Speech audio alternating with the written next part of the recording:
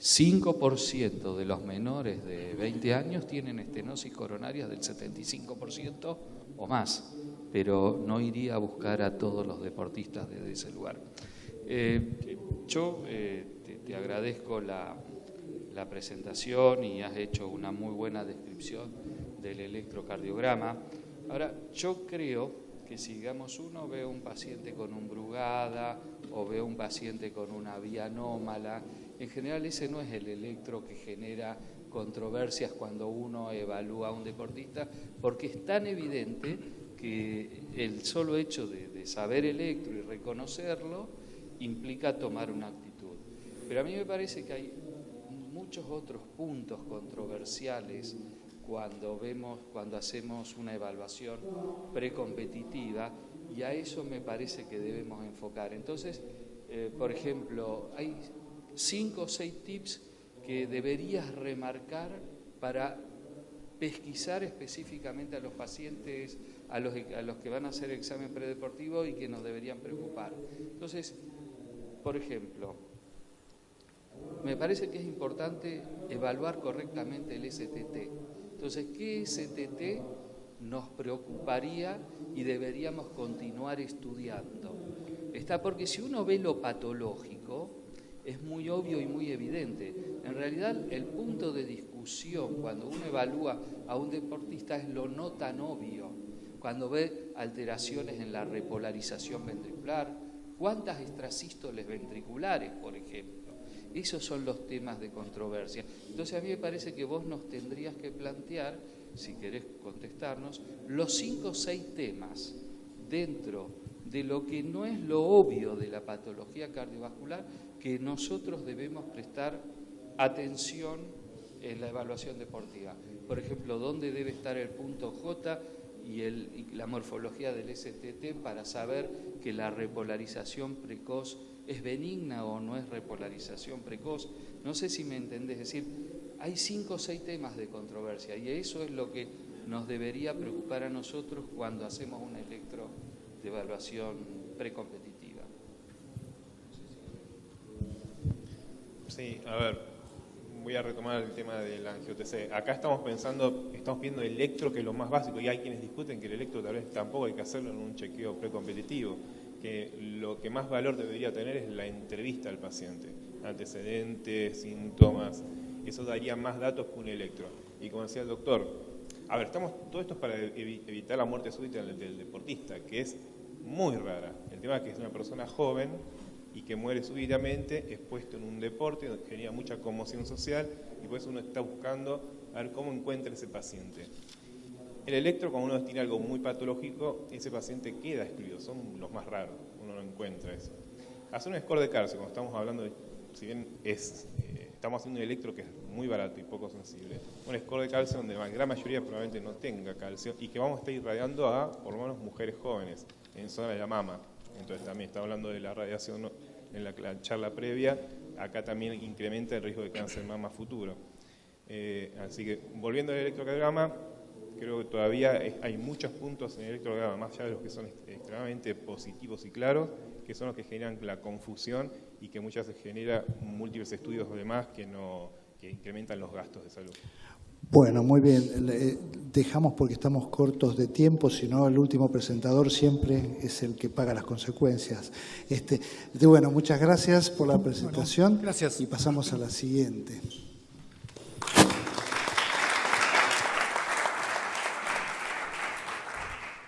Bueno, la tercera charla es ecoestrés en valvulopatías, lo que el cardiólogo clínico no puede dejar de conocer, por el doctor Ezequiel Lerech del Hospital Durán. Hola, buenas tardes a todos. Voy a intentar ser un poquito más breve, así no hay conflictos y podemos terminar el horario. Antes de arrancar, quisiera agradecer a la gente de CONAREC, a la gente de comité, por la posibilidad de estar acá disertando la charla en el día de hoy. ¿Cuál es mi tema? Mi tema es ecoestrés en valvulopatías, lo que el cardiólogo clínico no puede dejar de conocer. Para arrancar, voy a intentar responder un par de cuestiones, un par de preguntas que nos hacemos antes de arrancar con este tema. ¿Cuándo se encuentra indicado y cuándo no? ¿Qué utilidad clínica tiene? ¿Cómo se realiza y para qué valvulopatía yo tendría que solicitarlo? ¿Para qué utilizo el ECOS-3? ¿Sí? Vamos de antemano, vamos a hacer un repaso, vamos a hacer un modo introductorio para poder entender un poquito mejor la charla. ¿Para qué lo utilizo? Por lo general, lo más frecuente es que lo utilicemos en la cardiopatía isquémica para inducirla y para valorar viabilidad. La utilizamos en insuficiencia cardíaca sistólica y diastólica, como pronóstico, como seguimiento, en miocardiopatía no isquémicas, en las valvulopatías, evaluar hipertensión pulmonar, patologías congénitas y justamente de la mano de la disertación anterior para patologías en deportistas, sobre todo en la miocardiopatía hipertrófica. Puntualmente, ¿qué nos vamos a hablar acá? De las valvulopatías. Para marcar un ECOS-3, necesariamente yo tengo que tener un eco basal antes, ¿sí? Para tener algo con qué compararlo y para saber yo por qué voy a pedir a un paciente valorarlo sobre el estrés. Así que primero tengo que tener un eco basal. Después puedo pensar, según el paciente, según la valvulopatía y con todo lo que vamos a hablar, pedirle un ECOS-3. El ECOS-3 tengo dos tipos de apremio. El apremio con un ejercicio físico y farmacológico. El ejercicio físico es lo que preferimos generalmente, todo médico prefiere la cuestión física, es mucho más fisiológica, tiene menos efectos adversos y menos contraindicaciones. En caso de que no pueda hacer ejercicio físico, tenemos el farmacológico. ¿Qué tenemos en el caso de farmacológico? La dobutamina o los vasodilatadores. Dentro de este punto de los vasodilatadores tenemos la adenosina y el dipiridamol. Ahora bien, cuando hablamos de los premios físicos, ¿es lo mismo cualquier manera de actividad física que tenga que hacer el paciente? ¿Es lo mismo si yo lo someto a que camine o que corra en una camilla, o lo haga en una bicicleta, o lo haga acostado? Cambia, y nosotros también tenemos que saber eso. ¿Cuál es la diferencia entre los distintos métodos para que un paciente pueda hacer actividad física? Vamos en modo a grandes rasgos, un poquito más rápido, una comparación entre una banda deslizante o la famosa cinta y una camilla ergométrica. Vuelvo a la imagen anterior, la cinta y la camilla ergométrica. En cuanto a la banda deslizante o la cinta, tenemos mayor disponibilidad, los tenemos en muchísimos más centros, son más económicos y tenemos más experiencia a la hora de realizar actividad física en este tipo de material. Se obtiene mayor frecuencia cardíaca, pero ¿cuál es el conflicto que tengo con esto? Sino que el paciente hace actividad física, tiene que interrumpir su actividad física, ir caminando hasta la camilla, acostarse en la camilla, ponerse en posición y recién ahí el médico puede realizar el eco. En caso de la camilla ergométrica, ¿cuál es el gran beneficio que tenemos? Justamente que posibilita medir las velocidades, presiones y gradientes en cada etapa del ejercicio. Generamos mayor estrés cardiovascular, con volumen de fin de sístole y volumen de fin de diástole más elevado, se obtiene mayor presión arterial, pero lo que sí, como conflicto, tenemos menos disponibilidad, tenemos menos experiencia y requiere mayor coordinación de los pacientes para realizarlo al mismo tiempo, el ejercicio físico y el estudio en cuestión. En cuanto a los apremios farmacológicos, vamos a hacer una comparativa rápidamente entre el dipiridamol y la dobutamina.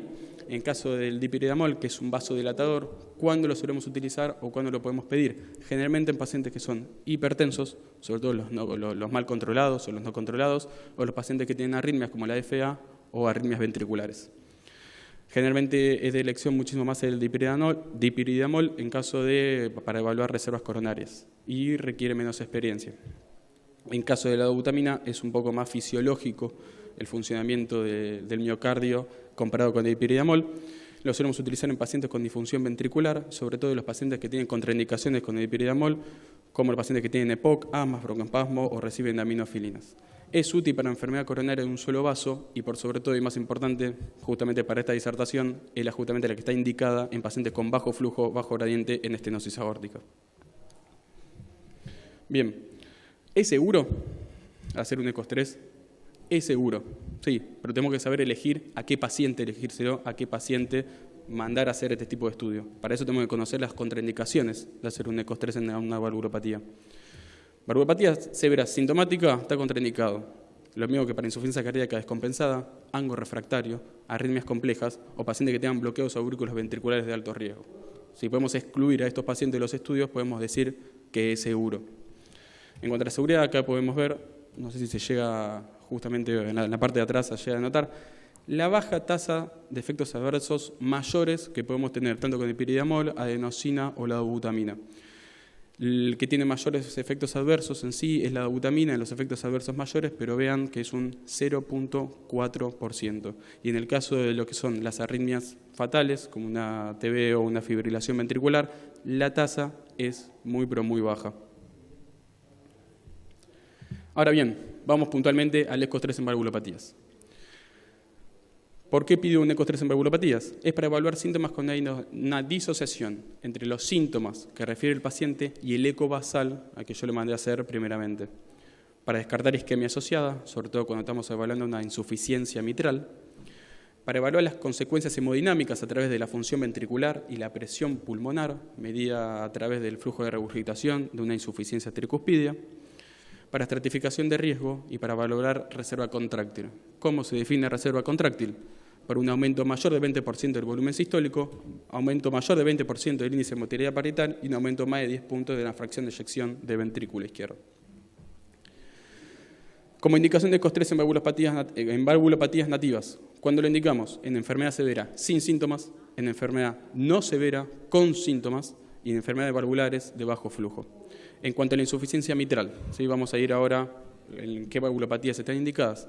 La insuficiencia mitral es una valvulopatía dinámica natural que es dependiente de las condiciones de carga, ya sea por la vasodilatación o la hipertensión arterial.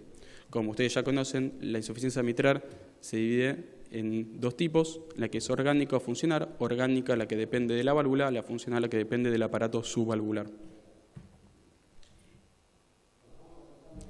Bien, ¿cuál es la utilidad del ECOS-3 en esta válvula? Puede provocar síntomas y ser útil para evaluar las presiones pulmonares. Incrementa la severidad de la insuficiencia mitral, aumentando el área del orificio regurgitante efectivo en algunos casos. Puede evaluar la hemodinamia del paciente, del corazón, aumentando la presión sistólica de la arteria pulmonar a mayor de 60 milímetros de mercurio. Evalúa la reserva contráctil, evalúa la contractilidad.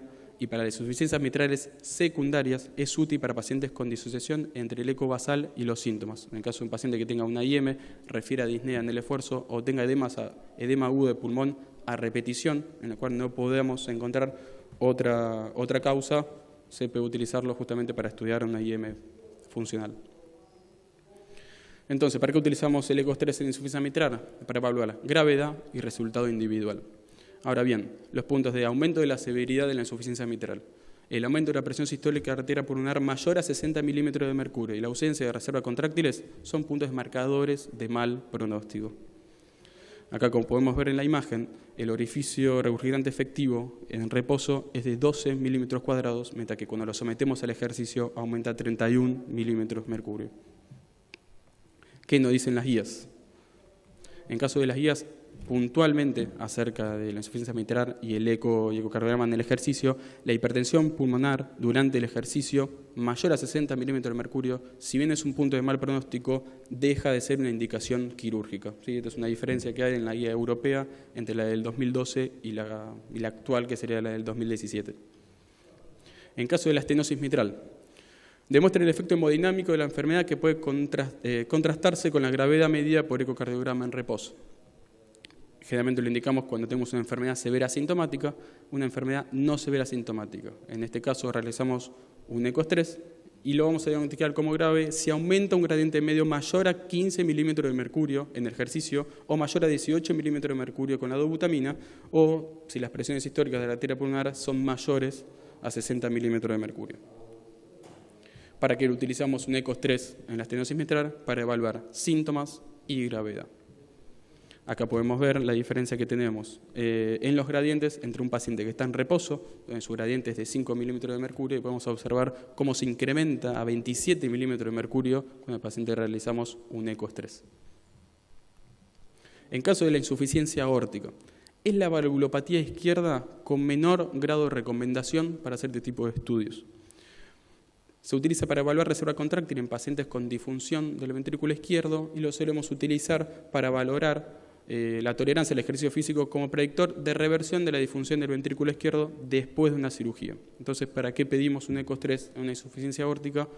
Sobre todo para síntomas y tolerancia al ejercicio y evaluar pronóstico en los pacientes que van a ser sometidos a una cirugía por una insuficiencia aórtica. En caso de la estenosis aórtica, que es la vedette quizá por así decirlo, del ecoestrés en valvulopatías, es la valvulopatía justamente que mayor consenso acerca de su uso y utilidad a fines diagnósticos. ¿Cuál es mi objetivo de realizar un ecoestrés en una estenosis aórtica? Justamente determinar la reserva contráctil y diferenciar entre estenosis verdadera y una pseudoestenosis, que justamente lo que me va a dar es justamente un diagnóstico y aún así, justamente con este diagnóstico, poder tomar una terapéutica distinta. Ahora bien, yo tengo una estenosis aórtica con un área menor a 1 centímetro cuadrado, ¿sí?, que según las guías europeas se calificaría como severa, pero tenemos un gradiente medio menor a 30 milímetros de mercurio y una FEBI severa. Tenemos 3 posibilidades. Al hacer un ecoestrés, yo puedo tener aumento del gradiente sin aumento del área, lo que eso me va a dar un diagnóstico de una estenosis aórtica severa, en la cual debería ir a cirugía, cambia mi terapéutica. Me puedo aumentar el área sin aumento del gradiente, que me va a dar como diagnóstico una estenosis aórtica funcional o pseudoestenosis, sacando al paciente de un criterio quirúrgico, o tenemos la tercera posibilidad de que se mantenga el área y el gradiente de una definición de indefinida, en la cual yo tengo que utilizar la tomografía para valorar el área del paciente y así someterlo a una cirugía o a otro tipo de terapéutica. Acá lo que podemos ver justamente es el gradiente medio que en un paciente en reposo de 35 milímetros de mercurio, y podemos ver cómo en el ejercicio aumenta a un 57 milímetros de mercurio. Justamente lo que me va a dar es severidad de esta valvulopatía. Otro estudio acá que está presentado es, acá observamos un ecoestrés, un eco basal, en donde las áreas nos dan de 0,8 en reposo y un gradiente de 15 milímetros de mercurio en caso de gradiente medio. Entonces acá lo que tenemos que definir es realizar un ecoestrés justamente para definir si es una pseudoestenosis o una estenosis verdadera. En el caso del ecoestrés podemos observar que el área aumenta a más de 1 centímetro y los gradientes se mantienen igual, así que con el ecoestrés llegamos al diagnóstico de una pseudoestenosis sacando al paciente de un criterio quirúrgico. ¿Qué nos dicen las guías europeas? Sí, las guías europeas, en el cual en el 2012 catalogaban como una indicación 2BC a un paciente que sin reserva contráctil puede ir a cirugía, justamente con este ecoestrés. Ahora en el 2017 es 2AC, aumenta la clase de recomendación para que un paciente sin reserva contráctil pueda someterse a una cirugía. Y en el otro caso que en el 2012 el aumento mayor a un 20 milímetros de mercurio durante el ejercicio